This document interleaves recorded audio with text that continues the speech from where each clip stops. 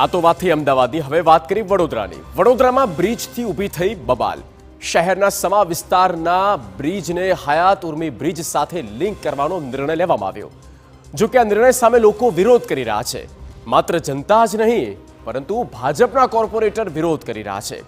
જો કે પાલિકા જનતાના વધુ 60 કરોડ રૂપિયા ખર્ચવા માટે તૈયાર થઈ ગઈ છે.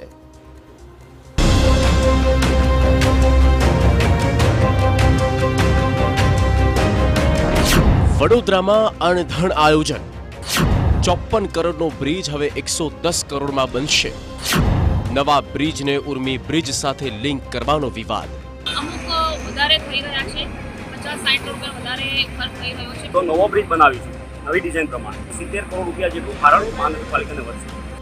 જનતાના ટેક્સના રૂપિયાનો ધુમાડો કેવી રીતે કરવો તે વડોદરા મહાનગરપાલિકા સારી રીતે જાણે છે.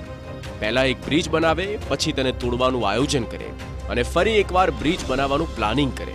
આવા અણધણ આયોજનમાં જનતાના ટેક્સના રૂપિયા બરબાદ થાય. જો કે લાગે છે કે વડોદરા મહાનગરપાલિકાને તેની કોઈ પડી જ નથી.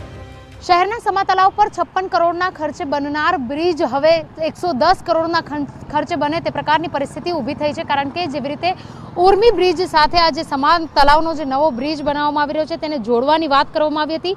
જો કે આ 64 કરોડનો જે ખર્ચ છે તે વધી જવાની આશંકાના કારણે જે સ્થાયીના સભ્યો છે તેઓ દ્વારા મુલાકાત લેવામાં આવી અને મુલાકાત બાદ આ જે બ્રિજ છે તેને જોડવો કોઈ પણ પ્રકારનો અર્થહીન હોવાનું પણ જણાઈ આવ્યું હતું. કારણ કે જે રીતે બ્રિજને તોડી અને ત્યારબાદ બ્રિજને જોઈન્ટ કરવાની વાત છે, નવો બ્રિજ તો બનાવવામાં આવી રહ્યો છે પરંતુ આ બ્રિજને બનાવવા પાછળ જે અન્ય જે બ્રિજ છે જે અત્યારે હયાત છે જેના પરથી વાહન ચાલકો જઈ રહ્યા છે, આ વાહન ચાલકોને પણ અગવડ પડે તે પ્રકારની પરિસ્થિતિ ઊભી થઈ રહી છે.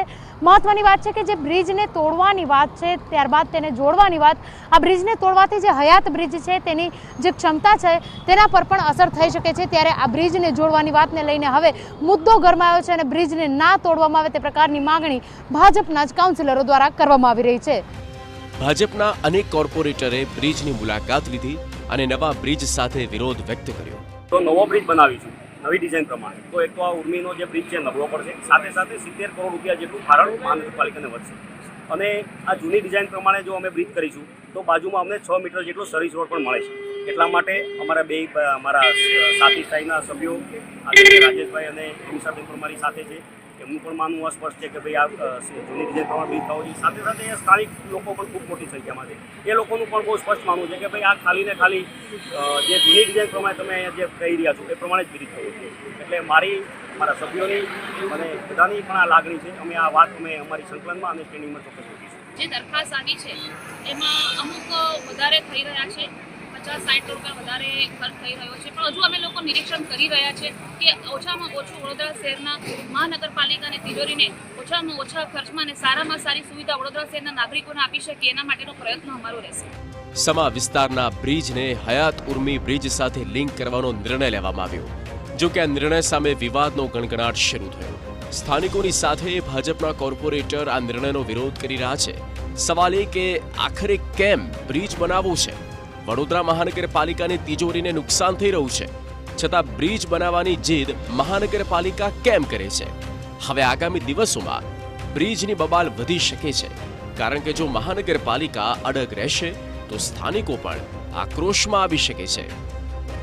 વડોદરાથી અંજલિ ઓઝા સાથે